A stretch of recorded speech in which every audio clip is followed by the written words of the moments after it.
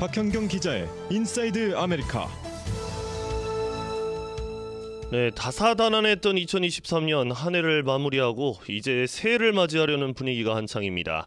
올 한 해 동안 캘리포니아주에서는 어떤 기억에 남을 만한 굵직굵직한 뉴스들이 있었는지 박현경 기자와 짚어보겠습니다. 박현경 기자.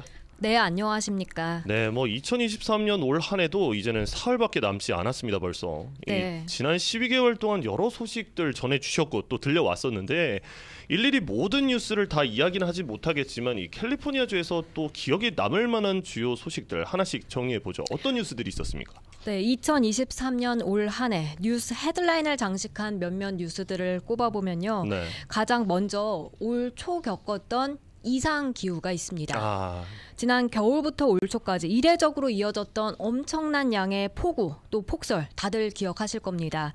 LA 타임스는 1월 1일 전통적인 퍼레이드죠. 이 로즈 퍼레이드는 잊어버려라. 2023년을 올 초부터 떠들썩하게 만든 건 대기의 강 퍼레이드였다고 전했습니다. 네. 리듬을 잘 맞췄네요. 로즈 정말? 퍼레이드, 대기의 강 퍼레이드. 네. 몇 주에 걸친 거의 기록에 가까운 강우량, 강설량은 캘리포니아주 역사적인 가뭄의 마침표를 찍게 만들었고요. 그렇지만 홍수에 취약한 커뮤니티를 보호하는 데 있어서 우리가 얼마나 허술한지, 또 이런 엄청난 양의 빗물을 미래를 위해 저장하는 능력이 얼마나 없는지 이런 걸 또 잘 깨닫게 해주기도 했습니다. 네. 자, 날씨만큼이나 많은 캘리포니아 주민들이 직접적으로 영향을 받는 뉴스가 또 하나 있습니다. 어떤 뉴스입니까? 노숙자 관련 소식입니다. 이 노숙자 사태나 하루 이틀 된 문제는 아닙니다만 올해도 어김없이 주요 뉴스로 다뤄졌다는 건 얼마나 심각하고 또 나아질 기미를 보이지 않는지 알 수 있습니다. 빼놓을 수 없는 뉴스죠. 네. 더군다나 캐런 베스 LA 시장이 취임하자마자 지난해 노숙자 비상사태를 선포하면서 노숙자 문제만큼은 반드시 해결하겠다고 선언을 했기 때문에 제발 그래주길 간절히 바라고 기대한 주민들이 많았습니다. 네. 그런데 1년이 지난 지금 여러분들의 평가는 어떠신지요? 이 캐런 베스 시장은 LA 시와 카운티 기관들이 약 2만 1,000명에 달하는 노숙자들을 임시 거주지로 옮겼다고 밝혔는데요. 네. 성과를 냈다고 하기에는 여전히 갈 길이 너무 멀다는 지적이 훨씬 더 높은 듯 합니다. 네. LA 한인타운만 보더라도 곳곳에 인도 가로막은 그 노숙자 텐트들 여전히 눈살을 찌푸리게 합니다. 네, 유가랑 저기 어디죠? 그 세라노에도 지금 텐트가 한 곳 있고요. 오는 길마다 지금 있는데 오히려 한인타운은요, 노숙자 숫자가 더 늘어나는 듯한 그런 느낌입니다. 맞습니다. 네. 아무래도 좀 관심을 덜 받는 거 아닌가라는 생각이 드네요. 다운타운에서 밀려나는 노숙자분들이 한인타운으로 들어오는 게 아닌가. 그다음에 또 베벌리 힐스나 이런 쪽에서도 한인타운으로 맞죠. 밀려오고요. 네. 네, 더군다나 지금 또 나오는 얘기는 노숙자가 더 늘어날 것이라는 전망이에요. 그렇습니다. AP통신은 노숙자들이 줄어든 것 이상으로 더 늘어날 수 있다고 최근 보도했습니다. 네. 2만 1,000명의 노숙자들이 옮겨 들어간 곳, 임시 거주지라는 것 눈여겨봐야겠는데요. 결국 노숙자들이 영구히 머무를 곳이 없다면 이 보호시설에 수용하는 건 임시 방편에 불과하다는 지적이고요. 노숙자들이 장기적으로 머물 수 있는 공간은 많은 비용, 시간, 또 인력이 필요하다는 점에서 단기간에 성과를 내기엔 어려울 수밖에 없기 때문에 보다 근본적인 대안을 찾아야 한다는 게 이제 AP통신의 조언이었습니다. 네. 그리고 LA 타임스는 주택과 노숙자 위기가 진보적이고 번영하는 주라는 캘리포니아주 이미지에 계속해 반감을 불러일으키고 있다고 꼬집었습니다. 네. 자, 이례적인 날씨, 노숙자 문제 짚어봤습니다. 그 다음에 또 큼직한 뉴스는 어떤 게 있겠습니까? 네, 총기 폭력 역시 어제 오늘의 일은 아닙니다만 네. 올해도 충격적인 그런 총기 난사 사건이 벌어지고 말았습니다. 맞아요. 지난 1월 몬트레일 파크에서 그 음력설을 기념하는 댄서들을 대상으로 총기 난사 사건이 벌어져서 그때 11명이 숨지고 9명이 부상당했었습니다. 네. 그리고 바로 그 이틀 뒤엔 하프문베이 지역 농장에서 이 중국계 남성이 동료 노동자들을 대상으로 총격하해서 7명이 목숨을 잃었었고요. 또 8월엔 오렌지 카운티 유명 바에서 총기 난사 사건이 맞아요. 벌어져서 그때도 3명이 숨지고 6명이 부상당했습니다. 이처럼 올 한 해도 이렇게 캘리포니아주에서 총기 난사 참극은 끊이지 않았습니다. 참, 이 몬트레이 파크 같은 경우에는 토요일에 발생해서 아마 일요일 날 제가 경찰한테 막 관계자한테 전화하고 아시안이 아니냐 알아봤던 기억이 있네요. 이 전국적인 추세로 나타나기도 했습니다만 특히 특히 캘리포니아주에서 이 많이 벌어지면서 눈길을 끈 소식이 있는데 그건 뭡니까? 바로 파업입니다. 그렇군요. 네, 올해 특별히 더 파업 소식이 자주 있었는데요. 네. 보다 큰 규모로 크게 보도됐던 것만 꼽더라도 몇 개나 됩니다. 우선 LA 통합교육부 근로자들이 파업에 들어갔었습니다. 그랬었죠. 지난 3월이었는데요. 이로 인해 학교들이 전면 폐쇄되면서 42만 명 넘는 학생들이 학교에 못 가는 그런 사상 초유의 사태가 빚어졌고요. 아이들이 학교에 못 가다 보니까 이제 그 학부모들도 회사에 출근하기 힘든 그런 상황이 벌어졌습니다. 그런가 하면 전 세계적으로 큰 뉴스가 됐던 헐리우드 배우와 작가들의 파업도 약 5개월 동안 꽤 오랜 기간 지속이 됐죠. 다행히 양측 모두 합의에 도달했고요.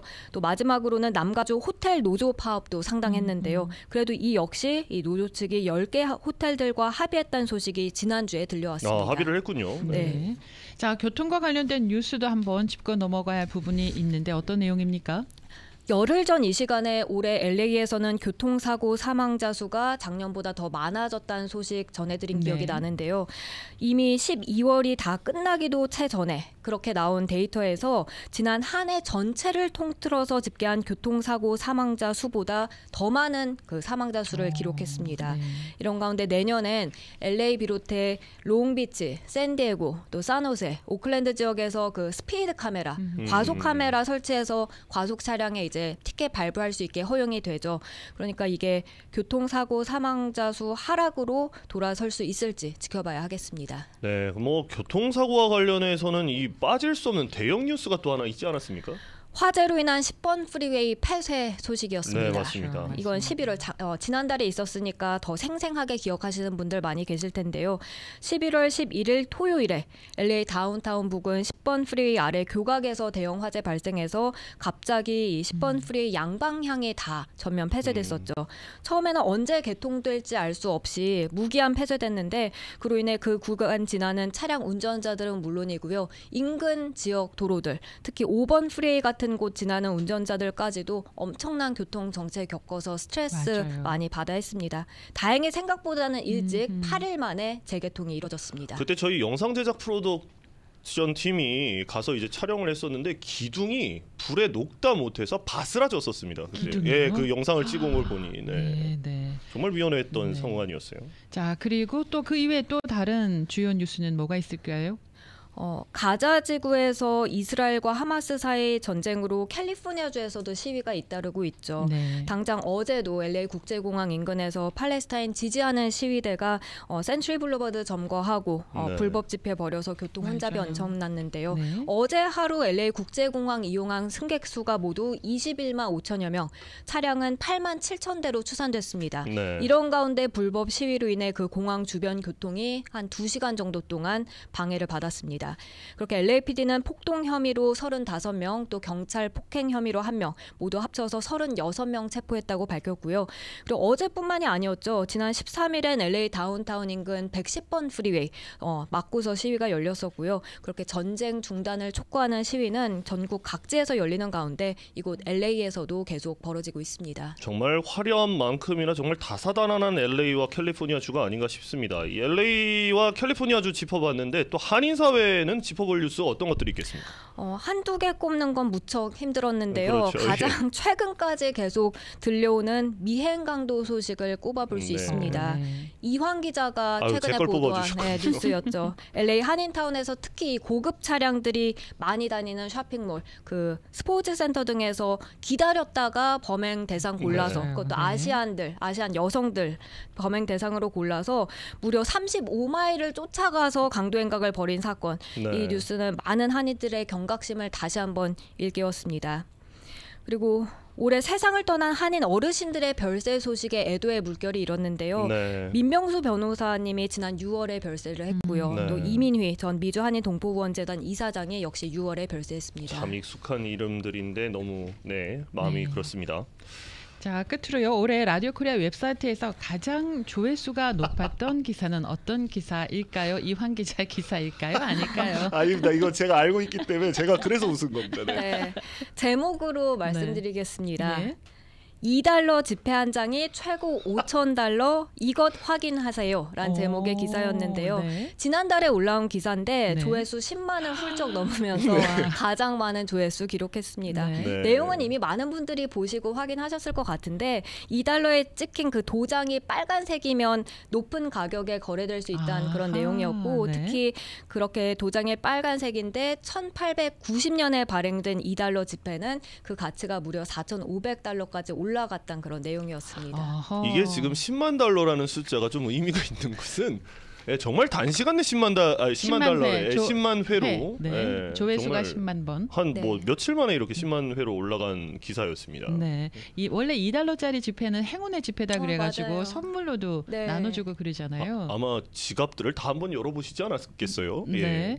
제가 애청자분에게서 2달러짜리를 선물로 많이 받았어요. 그래서 제가 직원분들에게 좀 나눠주고 그랬었거든요. 그래서 그 2달러짜리 지폐가 제 지갑에 들어있는데 1890년에 발행된 건 절대 아닙니다. 참 이 기사를 썼던 김신우 기자 참 네. 듣고 있나 모르겠네요.